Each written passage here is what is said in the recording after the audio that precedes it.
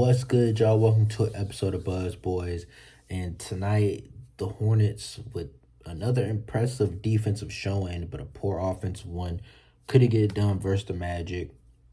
And, it's becoming a trend, man. For some reason, the Hornets are struggling to score 100 points. Once again, playing good defense. You hold the Magic to 101, but now we can't fucking score.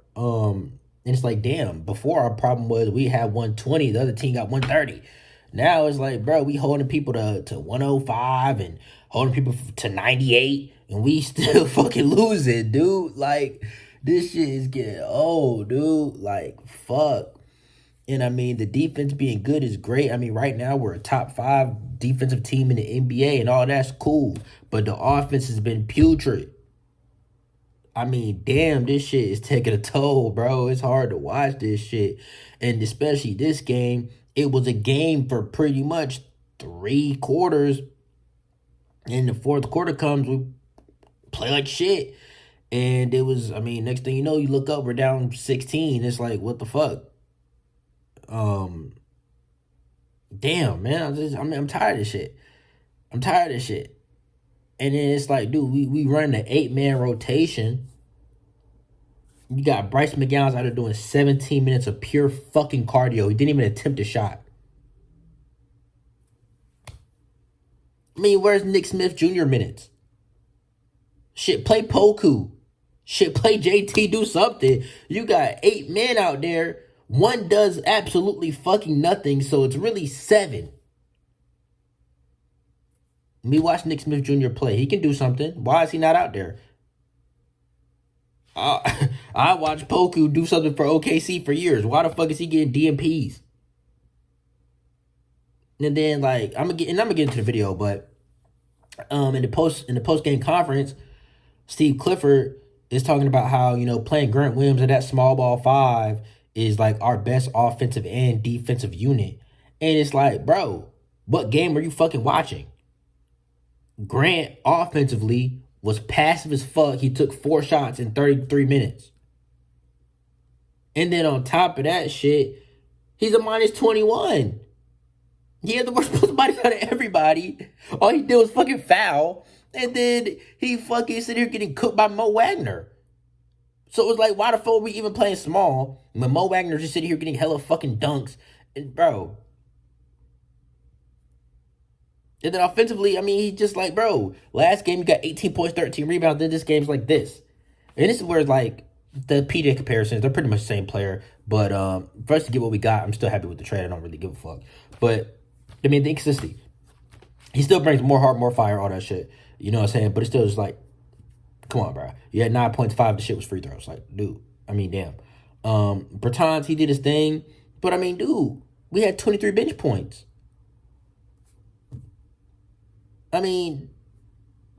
Bryce has 0, does pure cardio. Grant has 9, Bertans has 14. It comes down to that right there. If one of your starters play bad, Miles Bridges play like shit. Nick Smith and Nick Richards play like shit too. But your bench, there's nobody there to make up for that shit. And I know Seth is out, Cody's out. And these players are bench players anyway. It's supposed to be LaMelo and Mart. And on that note, Steve Clifford also said in his post-game conference, he referenced we're going to be small for the rest of the year. Which in turn means no fucking Mark Williams for the rest of the year. And we're going to be watching Grant Williams play small ball 5. That's pretty much what the fuck that means. So, yeah. No Mark Williams for the rest of the year. Don't even worry about looking for that shit. It's over. And Nick Richards tonight, 2 fucking points, 4 rebounds. What the hell? This game was so winnable. That's why I'm angry. This game was so winnable. If you watched it. It was so winnable. What did we end up losing by? What's that? 12 points? The game was right there. I don't know, man. I don't know what the fuck we be doing, dude. You had a 20-point first quarter, and it's like the Magic had 6 points. It was like 6 minutes left in the first quarter. The Magic have 6 points. You would think we would be up by 10, 15 right now. It's 6-13. And then what do? They start hitting shots. The next thing you know, we're down like 6, 7 in the first quarter. And it's like, dude, and honestly, right there, bro, that's when I knew what type of game it was gonna be. Because it's like, bro, even when y'all are playing good or playing good defense, I should say, and the other team is struggling or whatever the case may be, we don't take advantage of the other team struggling. We play right down to them. Take me back to that Warriors game a few games ago. Warriors playing like shit. Somehow we playing worse. I mean, dude, this team has 6 points. We should be up 15. What's the score? 6-13. I mean, dude, this shit is just getting so fucking old, bro. Tired of this shit. Tired. And I mean, it's just like, bro, where the fuck are the Miles and Brandon masterclasses that we were watching? The Miles Bridges 40-point game, so he ain't get traded and shit. Brandon Miller out there having 30 balls and shit. Where is that shit at? Fuck. Trey Man and Mitchell played good. Gotta give them their props. Without them, this game would have been super duper duper ugly. But I mean, I'm just disappointed, man. I really am. I really am. Because like I said, this was a game that could have been won. And 89 points, man. What the hell? You're not gonna win no games like that. It's not 1994. Like, what are we gonna do? Play good defense, hold a team to 88? No, it's not happening, man. Anyways, let me get into the video because I spent 6 minutes ranting. But I had to say that shit, man. Getting into the game, I mean, Brandon Miller's mid-range game, it's been one of his best attributes this season. He's very comfortable getting to it. He doesn't force threes. He's very comfortable getting to his midi. I love it.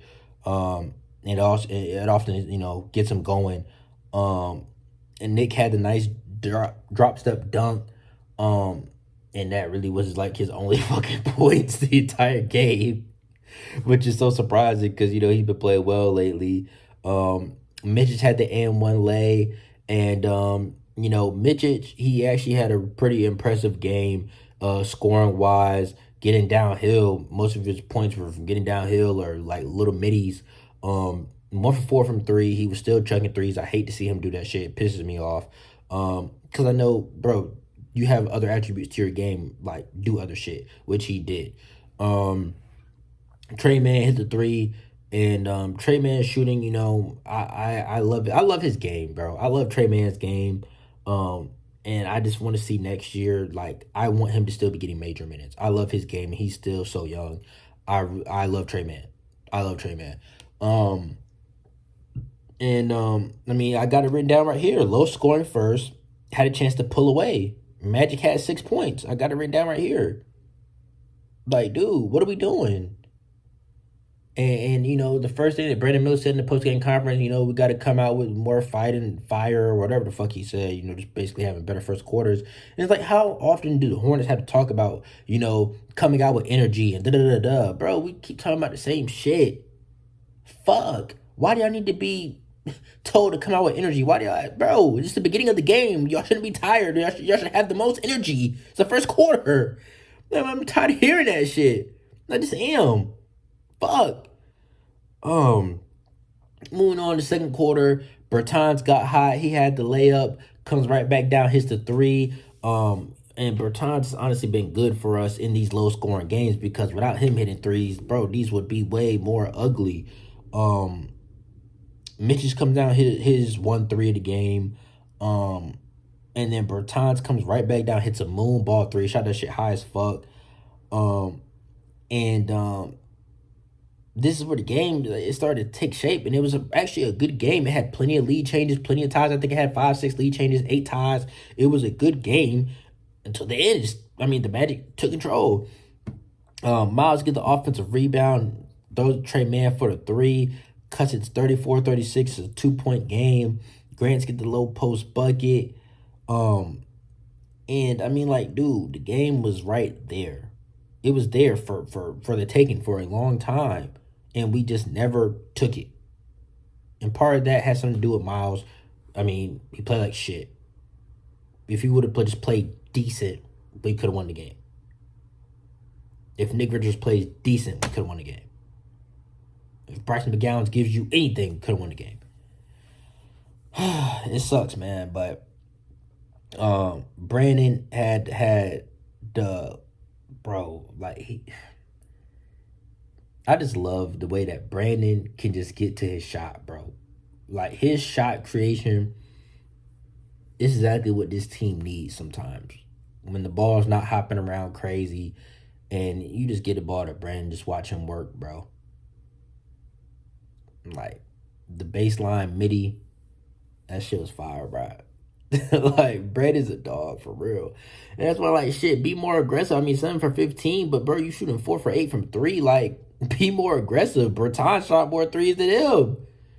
I mean, it's just not to say I want to see him jack threes, but it's like, bro, shit, Miles playing like shit. He took the most shots than anybody.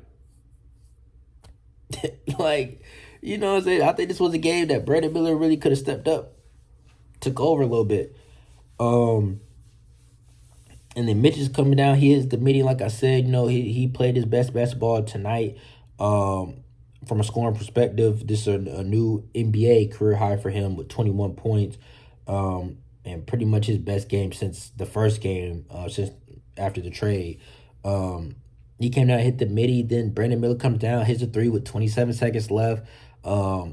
Pretty much about to go into halftime. It's just like, yo, like, I mean, at that point, it was.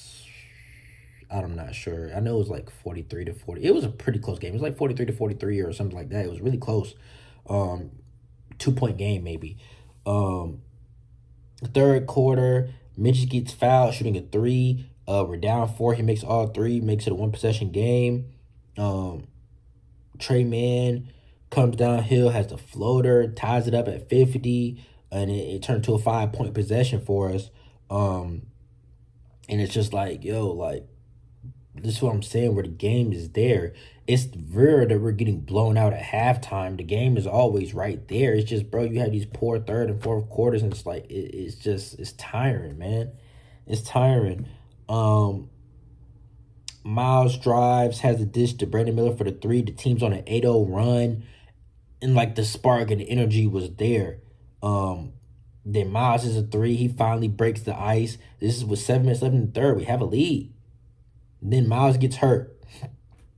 Something, he comes down, he hits, I can't remember who it was. Hit a Wendell Carter, I think. He hits his wrist, and like Miles, like shit does that. When he hits his elbow, his wrist just kind of bent back. And he came back into the game, and it might have been the late third or the early fourth where he came back in, but I thought he was going to be done because he came straight off the court, went straight to the tunnel, and was gone. So I kind of thought it was serious as fuck, to be honest. And we'll see with the reevaluation, because we all know how this medical team is. We'll see what the fuck ends up happening on the medical report. And we do got a few days off, though. And then Brandon leads. Grant had a great pass for an easy bucket. Grant Williams. Miles came back, has the assist to Bertans, and he whipped that shit to Bertans for the 3. So I guess his wrist is fine. I don't know if that was a wrist that he injured, but in the way he throw it, shit, he was fine, I guess. And then Bertans hits another deep ass 3. This was like 2 minutes left in the third quarter. Deep ass 3. And it's just like the momentum was there. Then you go into the fourth quarter and just like I don't know, bro. Mitch just had a straight drive, a lay. Most of his points just came from, like I said, getting downhill, blowing past guys on switches. He had a lot of mismatches. And he actually, was able to show quick little bursts of speed, get to the basket. Man, Brandon crossed the fuck out of Jonathan Isaac and pulled up for that midi. Like, Brandon's mid-range game is so cold, bro. Like, oh my God, that shit was tough. Like, Brandon is tough, bro. And that's why he's back-to-back Rookie of the Month for the Eastern Conference. He's a real hooper. I just wish he would be more aggressive sometimes, to be honest. Mitchell has the layup to give him 21 points and a new career high for him. The only 20-point score tonight for us. Brandon hits the 3 from Trey, man. And like I said, like I love Trey because he facilitates, he rebounds, he does everything, dude, that you want him to do. Like, I love Trey, bro. I mean, I wish he would have shot more. He was 7 for 9, 78%. He was the most efficient person on the team. I mean, and then on top of that, 4 assists, 6 rebounds, 2 steals, only has 2 turnovers. I mean, shit. I want to see him with the ball more, for real. I love Trey Man. Sorry, I stepped on my charger and kind of moved my phone. Um, then he comes down, has the spin move into the lane. That shit was cold. Like Trey has a bag, bro. He loved that step back three. Like he fucks somebody up with that almost every game. Whether he makes it or misses it, it's like that move is just cold. He pulls it out every game. Um, and then Trey had the and one the next play, and that's the last thing I really got written down because after that it just got ugly, and it was like, yo, I mean, I still watched the game, but like after that, I'm just like, yo, like what the fuck. Um, yeah, man, I just really wish that our offense could click, and I think Steve just gonna have to try something else, bro. And I know Seth is gone, Cody's gone. You know, those are two more bodies that we got from the trade. Well, not Cody obviously, but Seth being there's another body from the trade to play.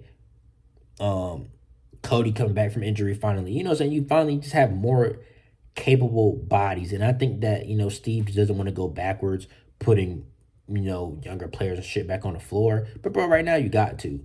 Cause I mean you got Bryce McGowan there, and I'm tired of him. He didn't do shit. He's just bro, I'm tired of Bryce McGowan's spirit. He doesn't show me shit. Um, and I mean shit, bro. You could have played Poku. Let him go guard Jonathan Isaac or some shit. I don't know, bro. But I mean, you run an 8-man rotation, like, I mean, this is just such the greatest rotation. No, bro. Nick Smith Jr. gave us some good, decent little minutes early on the season. Why ice him out? I mean, this isn't this top 8 guys isn't like, oh my god, this is so solid. This is a playoff rotation. We can only go 8 men. Nah, it was putting against. We were playing 10, 11 people earlier in the season. Now, albeit that might be because people were playing bad, but shit. I mean, hey, Bryce played like shit. I want to see somebody else. But anyways, I'm gonna wrap this up, man. I ain't gonna go ranting for 20, 30 minutes tonight, man. I said pretty much everything I had to say. Um, the owners were courtside, and so was the new front office addition and Jeff Peterson from the Brooklyn Nets. He's the vice president of basketball operations. So I'm interested to see. And I was gonna make a video when we first hired him, but I was kind of expecting a secondary move, like in us hiring a GM. Because at first it was reported, we still want a president of basketball operations and a GM for it to be separate. So I was kind of expecting a follow-up move within the next few hours of that hire or the next day or so. It never came. So you got Jeff, excuse me, by the way. You got Jeff, who's vice president of basketball operations, and I'm kind of confused because like, why is he vice president instead of the president? Mitch Kupchak was the GM and the president. So you bring in Jeff, and it's like, well, why is he just the vice president? And then it's like, who's going to be the GM? Is that GM also going to be the president over Jeff? I don't know. I'm interested to kind of see what this front office dynamic turns into. I'm not going to pretend to know what role. I'm sorry, y'all. My camera just cut off, man. So I'm going to go ahead and wrap this up because it's talking about I'm out of storage, even though I'm not out of storage. But anyway, yeah, I'm not going to pretend to act like I know what role these front office guys play and what they handle and what they do and don't do. I don't know. But I just find it interesting that they have him as the vice president. And I don't know if that's because they plan to bring somebody in or just to leave room for promotion in the organization. Who knows?